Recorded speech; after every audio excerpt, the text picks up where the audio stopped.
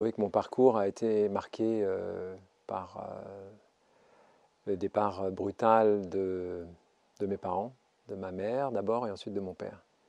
Donc j'avais une dizaine d'années en 1974 et un dimanche tout à fait normal, repas de famille avec des amis à la maison. Et puis mon papa avait un ami pilote d'avion, des petits avions, donc c'était tout à fait euh, pas commun à l'époque, en 1974.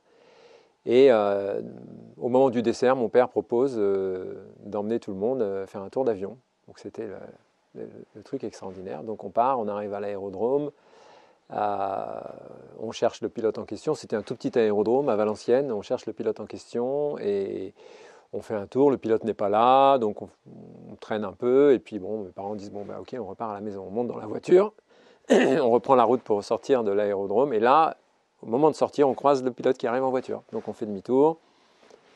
Et voilà. Et ensuite, il sort l'avion. Et puis, donc il prépare l'avion, monte dans l'avion le couple d'amis avec un de leurs enfants, leur fils aîné, et moi. Et au moment presque où on allait décoller, l'ami de ma mère dit à ma mère, oui mais André, j'ai un peu peur, est-ce que tu voudrais pas plutôt venir avec nous? Donc ma mère décide de prendre ma place. Et à ce moment-là, moi, j'étais pas du tout content, donc on va dire, on s'engueule au moment à ce moment-là. Ma mère prend ma place, je descends de l'avion et nous, on se retourne pour aller vers un petit coin où il y avait un bar, un endroit où on pouvait attendre. L'avion décolle et en fait, l'avion s'écrase. Et donc ma maman et tous les autres passagers et toutes les autres personnes décèdent dans ce crash. Et donc voilà, donc c'est un dimanche. Et ensuite, on rentre à la maison. Et là, bon, je me souviens très bien de rentrer à la maison. Et il y a comme passé dans une sorte de dimension irréaliste, quelque chose qu'il ne peut pas comprendre, qu'il ne peut pas accepter. Maman va forcément revenir à la maison, il y a quelque chose qui ne va pas. Et ça va durer un certain temps en fait. Et bon, ensuite, il y a tous les événements qui se passent derrière, la famille qui arrive, l'enterrement, donc tout ça, c'est des choses très très bizarres. Avec toujours la sensation que c'est irréel en fait, que ça n'existe pas. Mais en même temps, plein de gens très tristes, plein de gens bizarres qui débarquent, qui viennent nous dire oh là là, ça va être terrible, etc. Euh, par là-dessus, un accompagnement inexistant, y compris de la part de l'Église, en fait, qui fait sa cérémonie, mais il y a personne qui prend soin de personne, en fait, et en particulier pas des enfants. Je suis l'aîné de la famille et mon frère a 8 ans à ce moment-là, ma sœur a 2 ans. Voilà, donc ça c'est le premier départ. Et puis 3 mois après, finalement mon père se suicide de chagrin en fait. Et là, pour que ça passe mieux entre guillemets, la famille invente une histoire en racontant que mon père a eu un accident de voiture et qu'il est mort dans son accident de voiture. Donc on nous cache la vérité. Et aussi parce qu'au niveau de l'Église, forcément, un suicide c'est pas très bien vu. Donc une sorte d'invention comme ça, que je découvrirai beaucoup plus tard par hasard, que finalement mon père s'est suicidé. Et puis, donc les deux partent en 3 mois. Je pense que toute la famille, forcément, les frères de mon père, les parents de ma mère, etc., la mère de mon père, tout le monde souffre énormément. Et puis derrière ça, il y a aussi ma grand-mère ma grand-mère maternelle qui meurt dans l'année qui suit, de chagrin elle aussi. Enfin voilà, il y a toute une sorte d'hécatombe. Et on se retrouve en plus séparés, mon frère, ma sœur, tout ça, bon, bref. Et pendant les années qui suivent, eh ben, finalement, personne n'en reparle jamais. Donc on est chacun avec notre propre souffrance, en train d'essayer de surnager dans cette histoire-là, voyant que tout le monde aussi en souffre. Et donc je me souviens, cette phase en fait, très étrange dans laquelle il y a un truc qui flotte, en fait, on ne sait pas ce qui s'est passé, ça ne bouge pas et personne n'en parle, et nous on souffre tous.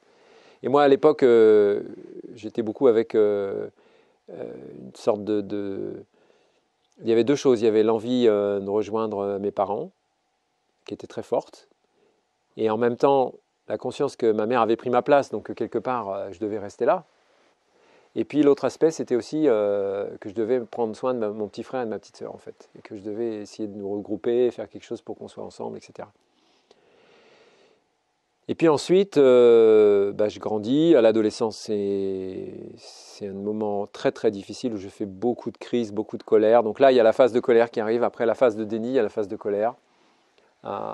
Mais accueilli par personne, plutôt moqué par la famille. Donc dès que j'avais des crises, en fait, on me renvoyait à moi-même et on se moquait de moi. Et voilà, c'était pas du tout compris, quoi. Il n'y avait jamais quelqu'un qui s'est assis un jour avec moi en disant mais mon garçon, qu'est-ce qui se passe?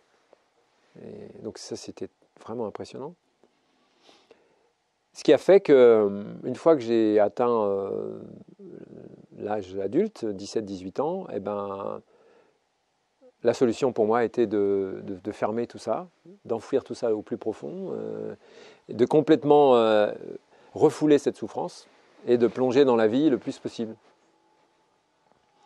Ce que j'ai fait pendant, donc à partir de l'âge de 17 ans à peu près. Alors heureusement, j'avais reçu de la part de mes parents beaucoup d'énergie vitale. Donc ça m'a permis d'avancer sur le chemin et de trouver des amis, de construire ma vie comme ça. Voilà.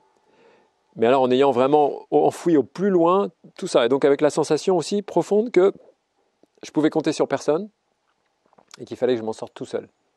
Il n'y avait aucun être humain en qui je pouvais avoir confiance, aucune personne en qui je pouvais vraiment, à qui je pouvais me relier en profondeur. Donc c'était vraiment un truc très ancré, qui était devenu très fort. C'était une sorte de schéma de survie. Tu vas te débrouiller, tu vas t'en sortir tout seul. Et bien entendu aussi un rejet complet de toute forme de religion et de spiritualité, puisque en fait j'avais énormément souffert de la manière dont ça avait été accompagné ou pas accompagné par l'Église. Et entre autres, je me souviens une fois à la messe, entendre le prêtre dire, c'était par rapport à ma mère, je crois, dire Dieu a rappelé ta mère à lui. En fait, c'était quelque chose comme ça, quoi. Alors peut-être il n'a pas dit ta mère, mais il a rappelé André à lui, etc. Et moi, j'étais dans une révolte totale. Je disais, mais pourquoi ce mec, Dieu, là, prend ma mère alors que moi, j'en ai besoin? Donc il y avait donc j'ai tout rejeté à ce moment-là. Et pendant les années qui ont suivi, donc de 17 à ce que je fasse une grosse crise à 29 ans, j'ai consommé la vie au maximum de ce que je pouvais faire, quoi, en fuyant, en remplissant, dans le travail, dans les activités de loisirs, dans les rencontres affectives, tout ce qui pouvait remplir ma vie en fait. Jusqu'à ce que, à 29 ans, je fasse un burn-out complet. Donc j'ai eu la chance de faire ce burn-out finalement assez jeune, parce que ça a été pour moi l'occasion de vraiment mourir à une façon de gérer ma souffrance et de renaître à la vie spirituelle et de voir qu'il y avait une possibilité de faire autrement, en fait, que d'être dans la fuite en permanence. C'est-à-dire, je courais toujours plus vite que ma souffrance. Et elle essayait toujours de me rattraper, et moi, j'essayais toujours d'aller plus vite. Donc c'était une sorte de course folle permanente, il fallait que j'échappe. Et dès que je ralentissais, que ma souffrance se rapprochait, je réaccélérais, je repartais dans quelque chose. J'avais un nouveau projet, j'avais une nouvelle compagne, j'avais une nouvelle responsabilité dans mon travail, etc. etc. Jusqu'à tout ça s'effondre. Et aujourd'hui, je vois à quel point ça a été une chance que ça s'effondre. Et ça s'est effondré par le corps, donc je ne pouvais plus. Même si mon esprit aurait voulu continuer dans cette course folle, mon corps s'est arrêté de fonctionner. Donc il a fallu que je prenne ça en compte. Et heureusement, j'ai eu quand même cette faculté de prendre ça en compte, d'arrêter vraiment. Donc j'ai tout arrêté, mon travail, tout quitté à ce moment-là. Et j'ai démarré une nouvelle vie en commençant par prendre soin de moi, en fait, et en redémarrant sur un chemin de découverte de qui je suis, et en particulier en voyageant pendant 2 ans en Amérique du Sud et en Asie, Voilà, et en revenant à moi-même, en ralentissant, en n'ayant plus de responsabilité, en n'ayant plus de contraintes aucune en fait. Petit à petit, j'ai pu me guérir comme ça. Et revisiter mes conditionnements, voir qu'est-ce qui m'appartenait là-dedans, qu'est-ce qui ne m'appartenait pas, etc. Et puis, surtout petit à petit, commencer à accepter que cette souffrance était là et qu'effectivement derrière ce blocage que j'avais fait après l'épisode des colères, ben, il y avait une grande tristesse, il y avait un grand chagrin, il y avait un grand désespoir, il y avait quelque chose d'insupportable en fait.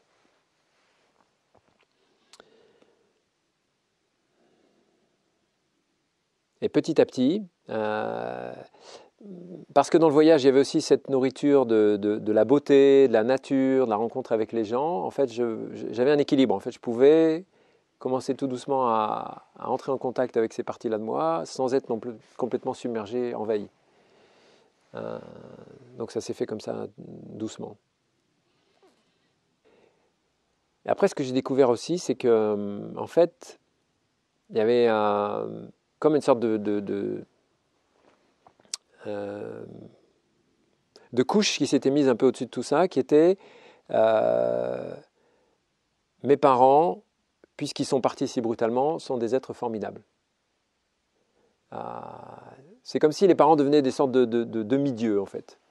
Et donc, c'était pas possible de toucher le fait que j'avais souffert avec eux aussi. Parce que, en fait, ma souffrance s'arrêtait au moment de leur départ. Donc là, il y avait une couche de souffrance que j'ai aussi perçu après, longtemps après, que finalement, bon, il y a le départ des parents qui est effectivement très douloureux, mais ce qui a été probablement le pire, pour moi, c'était le non-accompagnement qu'il y a eu derrière. Et ça, c'est vraiment quelque chose que je voudrais partager, c'est que être confronté à la mort, être confronté à la transformation, à la maladie, au départ de quelqu'un, c'est inévitable. Par contre, ce qu'on peut offrir en termes de présence, en termes d'accompagnement aux gens qui sont confrontés à ça, et en particulier aux enfants, c'est considérable. Et à l'époque, dans les années 70, ça n'existait pas. Il n'y avait aucune prise en compte de la dimension psychologique, de la dimension émotionnelle. Aujourd'hui, c'est bien différent, heureusement.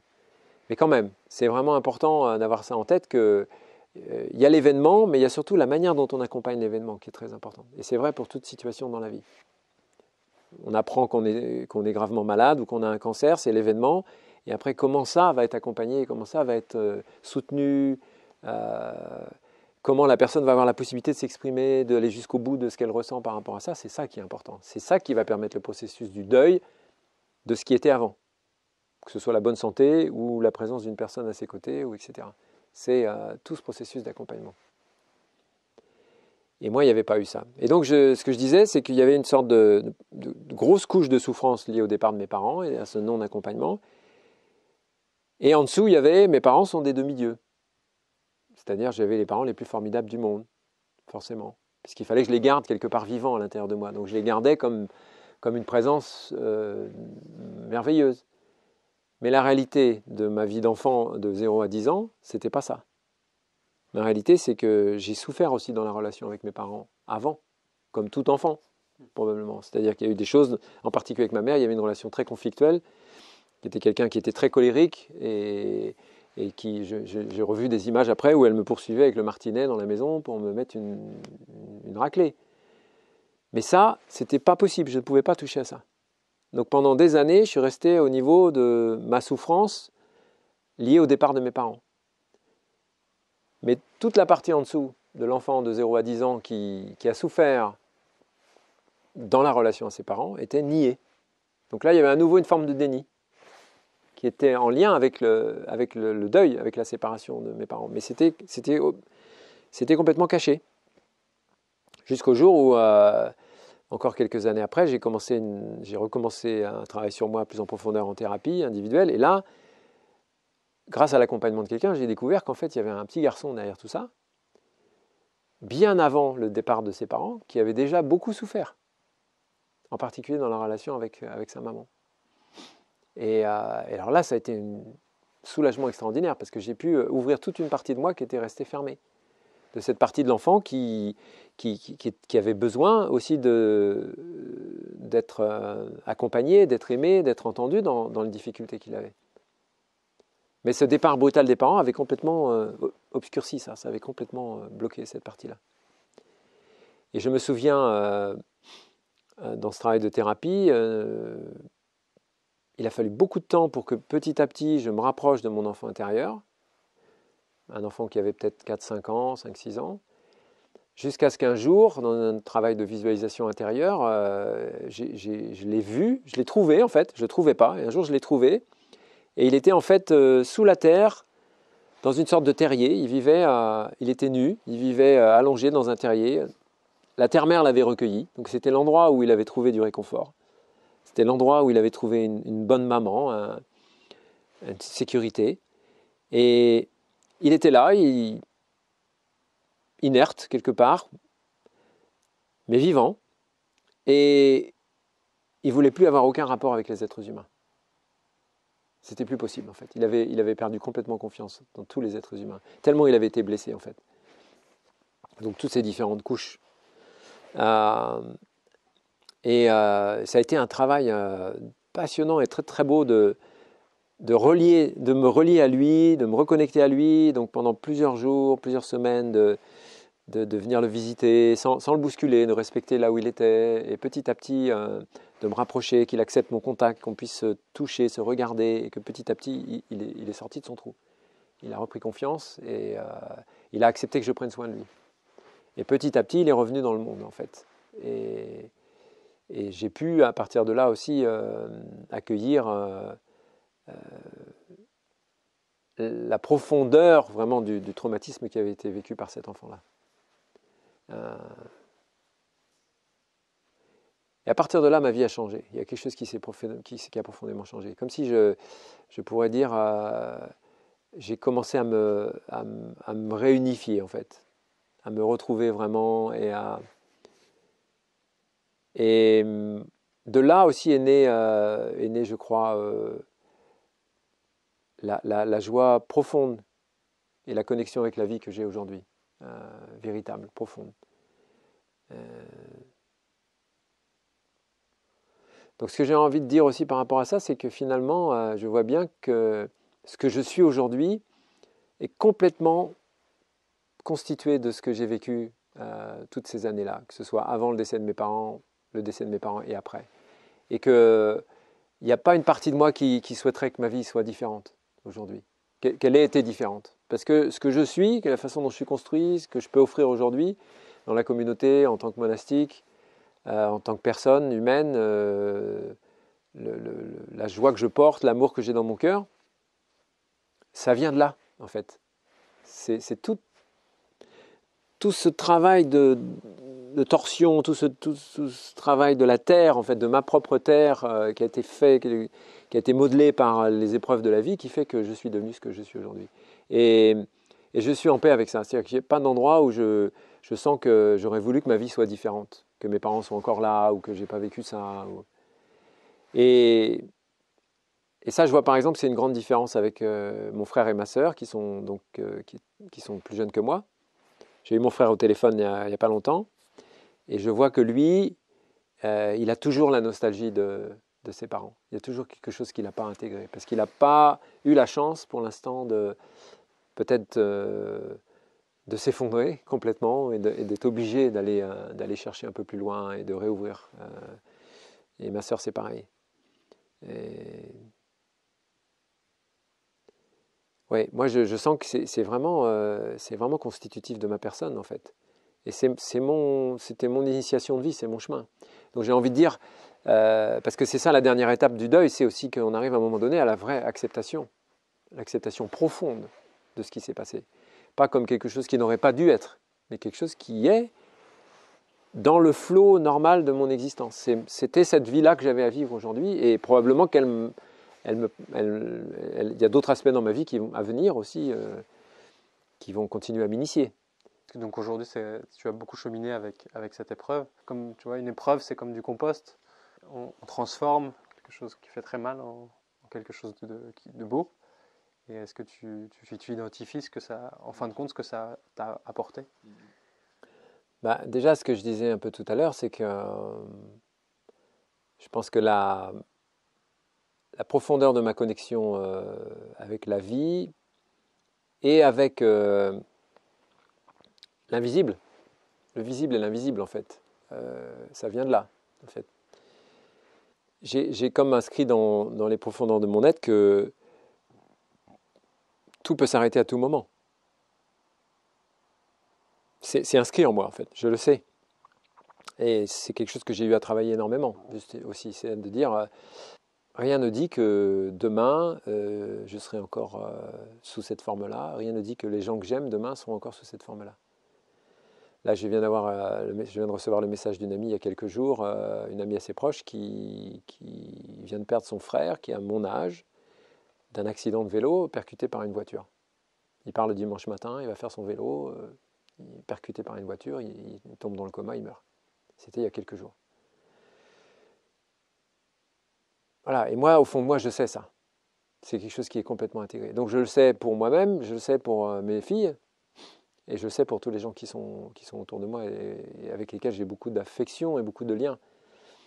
Et je crois que le côté positif de ce que la vie m'a amené à transformer, c'est que j'ai développé une capacité à être,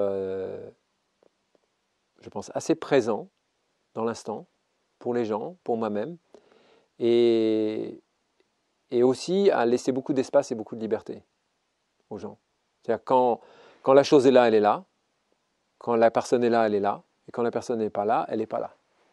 Et ça ne veut pas dire que je ne pense pas à elle, mais en tout cas, elle est libre complètement. Et je n'ai pas d'attente par rapport à ce qu'elle va faire, ce qu'elle va devenir. Je vois par rapport à mes deux filles, je sais pour en avoir parlé avec elles sentent aussi que, en particulier depuis que je suis venu vivre au monastère, je pense que ça amplifie encore ça, que vraiment j'ai lâché prise en fait complètement de ce qu'est leur vie à elles, qui est leur propre vie, et qu'elles peuvent se déployer dans la vie comme elles ont envie de le faire, en sentant qu'elles ont mon soutien à 100% pour quoi qu'il se passe en fait. Et c'est ce que je sens intérieurement. Et que je sens aussi que, parce que ça me traverse assez régulièrement, qu'il y a comme une partie de moi aussi qui se prépare à ce que, je dirais, elle change de forme en permanence. Alors, soit en restant vivante, sous cette forme-là, mais déjà en se transformant, puisque finalement, on se transforme en permanence, on change nos modes de vie, on grandit, on évolue. Mais même jusqu'à, si ça devait arriver que l'une d'entre elles devait changer de forme physique, partir complètement, je pense que je serais prêt à le vivre avec cette qualité-là, avec cette capacité à l'accueillir et à l'accompagner. Et vivre dans une collectivité, dans une communauté, cette qualité-là, je pense, cette capacité à lâcher prise, à laisser aller, à accepter les transformations individuelles et collectives, c'est très important, parce qu'il y a beaucoup de changements, il y a beaucoup des gens qui viennent, qui repartent.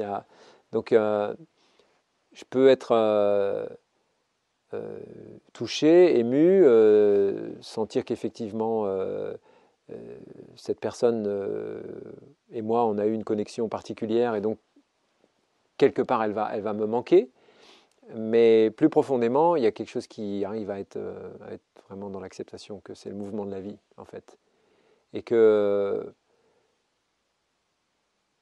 dans l'invisible, on est tous reliés, profondément reliés.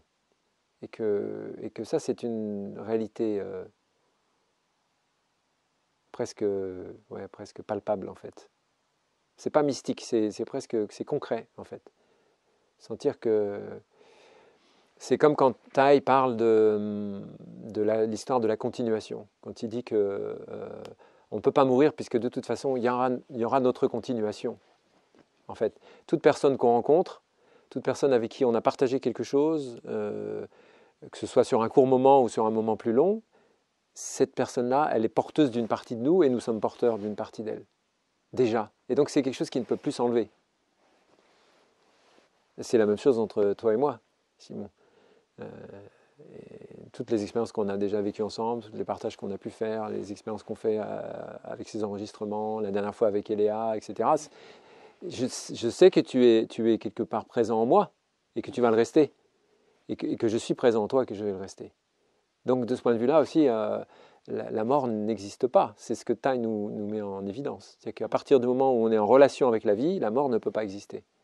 Puisque déjà, je me suis déployé, je me suis rendu vivant dans une multitude de gens. Et peut-être encore plus depuis que je suis ici. Ça se démultiplie parce qu'il y a encore plus bon, il y a déjà beaucoup de gens qui viennent. Et puis il y a aussi un espace dans lequel finalement je me donne aussi plus, je m'offre plus, je m'expose plus que précédemment. Et ça va aller normalement de plus en plus dans cette direction-là aussi. C'est comme quelque chose que j'ai choisi. En acceptant aussi que mon expérience de vie, ce que j'ai parcouru, et de le partager comme je le fais aujourd'hui, peut être aussi une façon de soutenir les autres dans leur voyage, dans leur cheminement, en fait. Oui, donc ce que je disais, c'est que c'est une forme de continuation tout à fait concrète, tout à fait réelle, en fait. Tout comme nous sommes la continuation de nos parents, en fait, nous sommes la continuation de toutes les personnes qu'on a rencontrées et avec qui en particulier on a eu des interactions intenses, fortes, des choses qui se sont vécues, qui se sont partagées. Et donc, ça c'est aussi très intéressant parce que finalement, même si on change de forme physiquement, la réalité, c'est qu'on ne peut vraiment pas disparaître. Si je dois partir dans la soirée, si je dois changer de forme, je sais déjà au fond de moi que ma continuation va se manifester sous plein de formes différentes. Cette vidéo déjà, qui aura encore plus de succès parce que si jamais je meurs ce soir, là, du coup, je pense que tu vas faire un carton, Simon. Bon, il fallait bien que je mette un peu d'humour dans la vidéo quand même. Je ne peux pas rester très sérieux non plus. Que sérieux. En espérant pas. En espérant pas. Espérons que tout va aller bien. Mais ce que j'ai appris aussi dans mon expérience, c'est que peu importe le moment, ce qui compte pour moi, c'est que je sois prêt au moment où ça va arriver. Et donc, c'est pas morbide de dire ça pour moi. C'est juste une conscience que ça peut arriver. Je ne le souhaite pas, mais ça peut arriver. Et je me prépare intérieurement assez souvent, j'y pense, comme étant, tiens, où j'en suis aujourd'hui, est-ce que cette capacité à dire oui à la transformation est toujours aussi présente? À dire oui à la grande transformation, à celle où je pourrais changer de forme physique. Et je souhaite vraiment de tout mon cœur être capable de dire oui au moment où ça va se produire.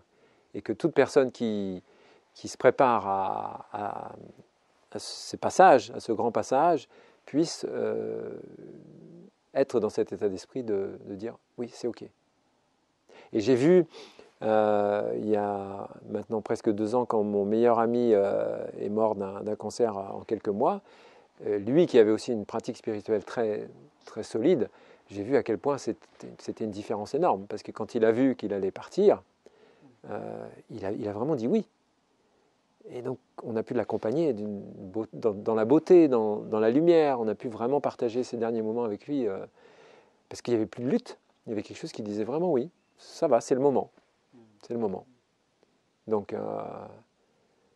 tout comme c'est le moment pour probablement la feuille quand elle se décroche de l'arbre en ce moment et qu'elle tombe et voilà, qu'elle se laisse emmener.